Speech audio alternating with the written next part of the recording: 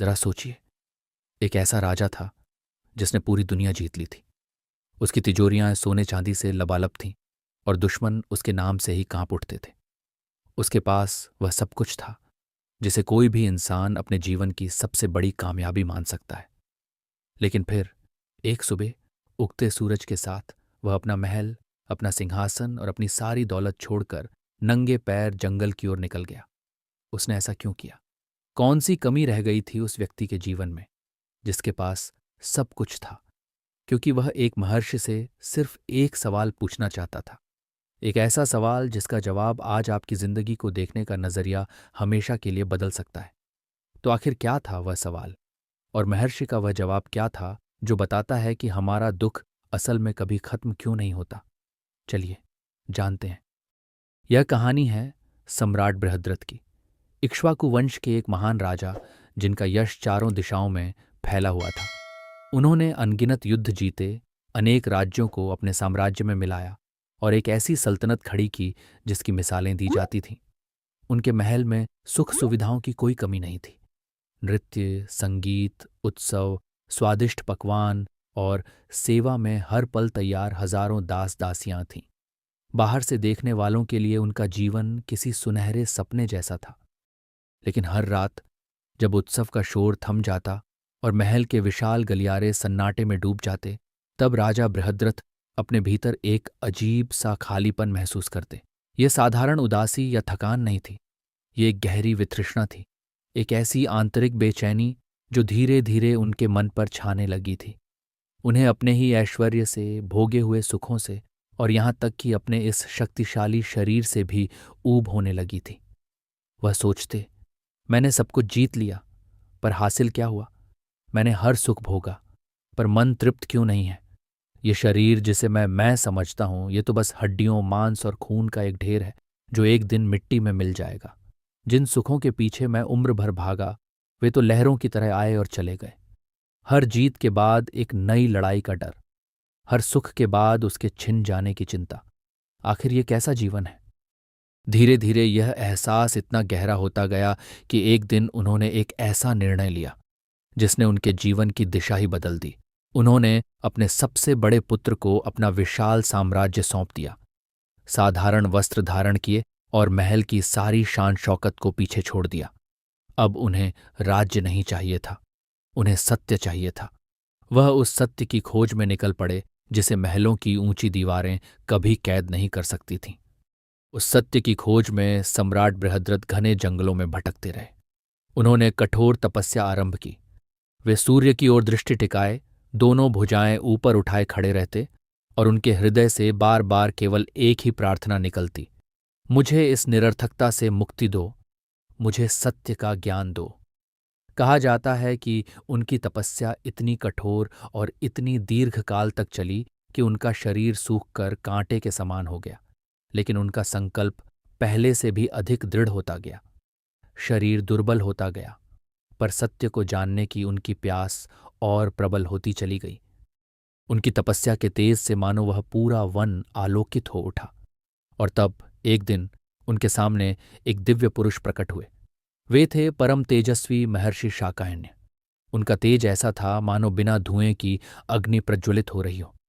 महर्षि ने सम्राट की तपस्या देखकर कहा, उठो राजन, तुम्हारी तपस्या पूर्ण हुई। तुम जो चाहो वह वरदान मांग लो। सम्राट बृहद्रथ ने विनम्रता से महर्षि के चरणों में प्रणाम किया और कहा, हे मुनिवर, मैं आत्मज्ञानी नहीं हूं। मैंने सुना है कि आप तत्व को, परम सत्य को जानते हैं। मुझे धन नहीं चाहिए, मुझे राज्य नहीं चाहिए और न ही कोई सांसारिक वस्तु चाहिए। मैं तो आपसे केवल एक प्रश्न पूछने आया हूं। महर्षि शाकायन्य मुस्कुराए और बोले, राजन, जो प्रश्न तुम पूछना चाहते हो वह अत्यंत गहरा है। उसे पूछना और समझना सरल नहीं है। बेहतर होगा कि तुम कोई दूसरा वरदान मांग लो। लेकिन बृहद्रथ अपने निश्चय पर अटल थे। उन्होंने महर्षि के चरण पकड़ लिए और कहा, हे भगवान, यह शरीर जो दुर्गंध से भरा है, जो हड्डियों और मांस का एक गट्ठर मात्र है, जिसमें काम, क्रोध, लोभ और भय जैसे विकार भरे हुए हैं, जो भूख, प्यास, बुढ़ापे और मृत्यु के अधीन है, ऐसे नश्वर शरीर में भोगों का क्या अर्थ है? इस संसार में तो सब कुछ क्षणभंगुर है। मच्छर, मक्खी, घास और विशाल वृक्ष सभी जन्म लेते हैं और एक दिन नष्ट हो जाते हैं। महान धनुर्धर और चक्रवर्ती सम्राट जो अपार संपत्ति के स्वामी थे, वे भी अपने प्रियजनों को रोता बिलखता छोड़कर चले गए। जब सब कुछ मिट जाने वाला है तो मैं इन भोगों का क्या करूंगा? हे प्रभु, मुझे इस अज्ञान के कुएं से बाहर निकालिए, जैसे कोई सूखे कुएं में गिरे हुए मेंढक को बाहर निकालता है। मैं आपकी शरण में हूं। सम्राट के शब्दों में केवल वैराग्य ही नहीं था, बल्कि सत्य को जानने की तीव्र प्यास भी थी। उनकी ऐसी गहरी वैराग्य भावना और निष्कपट जिज्ञासा देखकर महर्षि शाकायन्य का हृदय द्रवित हो उठा। उन्होंने कहा, ठीक है राजन, तुम पूछो, मैं तुम्हें वह ज्ञान दूंगा जो हमें भगवान मैत्रेय की ज्ञान परंपरा से प्राप्त हुआ है। और तब सम्राट बृहद्रथ ने इतिहास का वह महान प्रश्न पूछा जो हजारों वर्षों बाद भी उतना ही प्रासंगिक है। वही प्रश्न जो आज भी हर उस व्यक्ति के भीतर उठता है जिसने संसार में बहुत कुछ पाकर भी अपने भीतर शांति नहीं पाई। उन्होंने कहा, हे मुनिवर, सब कुछ पाकर भी शांति क्यों नहीं मिलती? इस दुख का अंत क्यों नहीं होता? महर्षि शाकायन्य ने शांत स्वर में उत्तर देना आरंभ किया। उनका उत्तर कोई साधारण उपदेश नहीं था, बल्कि चेतना के एक गहरे रहस्य का उद्घाटन था। वास्तव में यही मैत्रायणी उपनिषद का सार है। महर्षि ने कहा, राजन, तुम दुख का कारण बाहर खोज रहे हो, जबकि उसकी जड़ तुम्हारे भीतर है। तुम सोचते हो कि दुख वस्तुओं, घटनाओं या लोगों से आता है, लेकिन यह पूर्ण सत्य नहीं है। दुख उनसे नहीं, बल्कि उनके प्रति तुम्हारे लगाव और आसक्ति से उत्पन्न होता है। फिर महर्षि ने अपने ज्ञान को एक सूत्र में समेटते हुए कहा, एक ऐसा सूत्र जिसे अनेक उपनिषदों और शास्त्रों का सार माना गया है।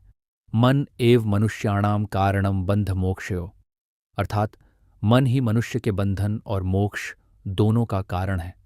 महर्षि आगे बोले, जब यही मन संसार की वस्तुओं, इच्छाओं और आकर्षणों में उलझा रहता है, तब यह बंधन और दुख का कारण बनता है।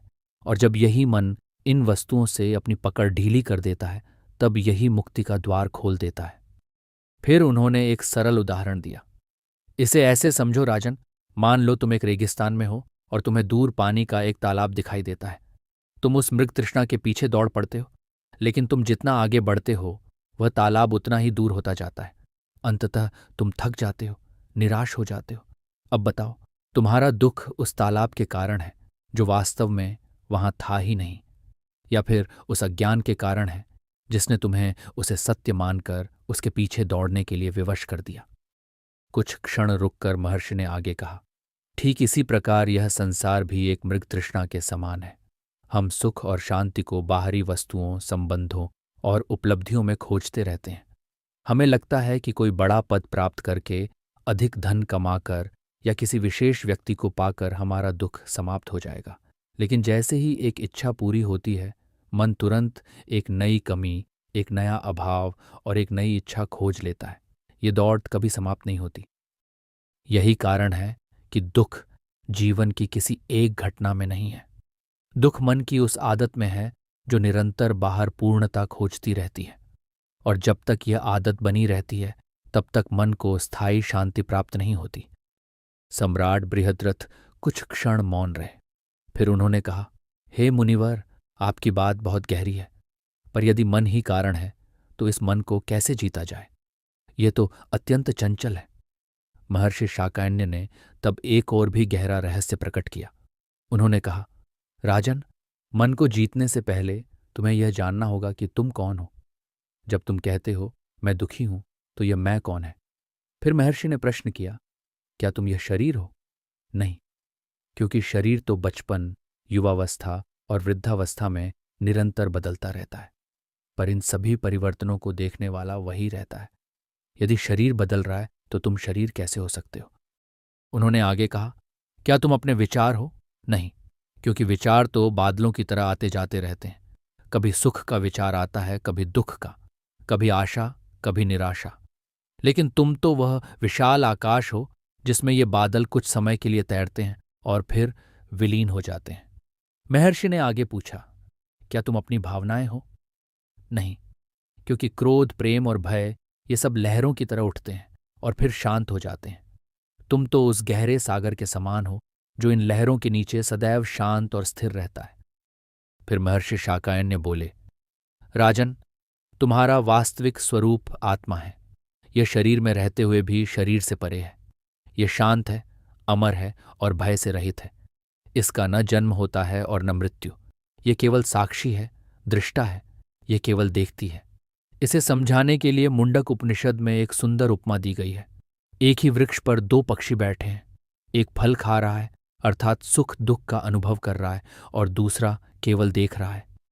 जो फल खा रहा है वह तुम्हारे मन और अहंकार के समान है, जिसने स्वयं को शरीर मान लिया है।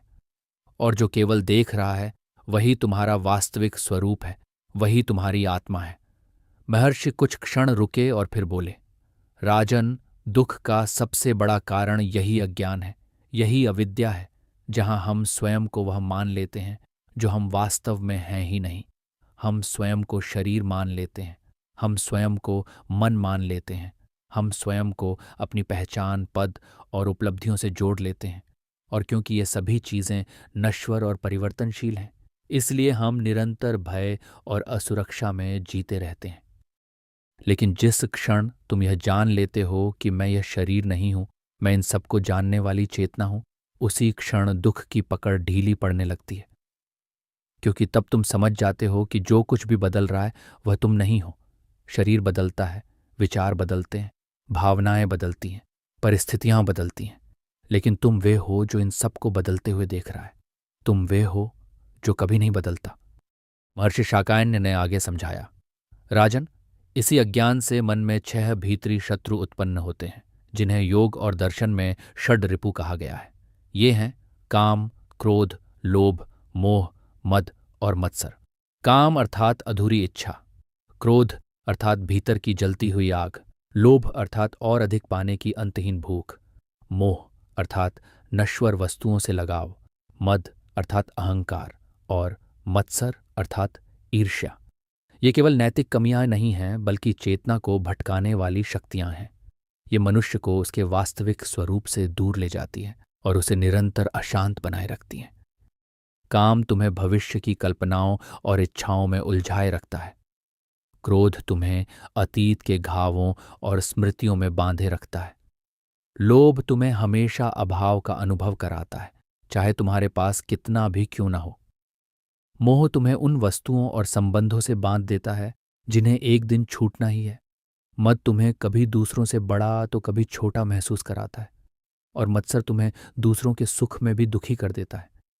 महर्षि कुछ क्षण रुके और फिर बोले, ध्यान रखना राजन, इन शत्रुओं से लड़ने या इन्हें बलपूर्वक दबाने का प्रयास मत करना, क्योंकि जिससे तुम निरंतर संघर्ष करते हो, कई बार उसे और अधिक शक्ति दे देते हो। इन पर विजय का मार्ग संघर्ष नहीं बल्कि जागरूकता है। जब क्रोध उठे तो स्वयं क्रोध मत बन जाना। क्रोध को देखो, देखो कि वह शरीर में कहाँ अनुभव हो रहा है। देखो कि उसके उठते ही श्वास की गति कैसे बदल जाती है। देखो कि मन किस प्रकार अशांत होने लगता है। उसी प्रकार जब लोभ उठे उसे देखो, जब ईर्ष्या उठे उसे देखो, जब भय उठे उसे भी देखो। जैसे ही तुम इन सबको एक साक्षी की तरह देखना प्रारंभ करते हो, वैसे ही तुम उनसे अलग होने लगते हो, और जिस वस्तु से तुम अलग हो गए वह तुम पर शासन नहीं कर सकती। तब धीरे धीरे उसका प्रभाव कम होने लगता है, उसका जादू टूटने लगता है, और मन पहली बार अपनी वास्तविक स्वतंत्रता का अनुभव करना प्रारंभ करता है। आज हजारों वर्ष बाद भी हम सब कहीं न कहीं सम्राट बृहद्रथ ही हैं। बस हमारा साम्राज्य बदल गया है। आज हम सोशल मीडिया के साम्राज्य में जी रहे हैं, उपलब्धियों के साम्राज्य में जी रहे हैं, और निरंतर कुछ न कुछ पाने की दौड़ में लगे हुए हैं। हमारे पास पहले से कहीं अधिक जानकारी है, लेकिन मन में शांति कम है।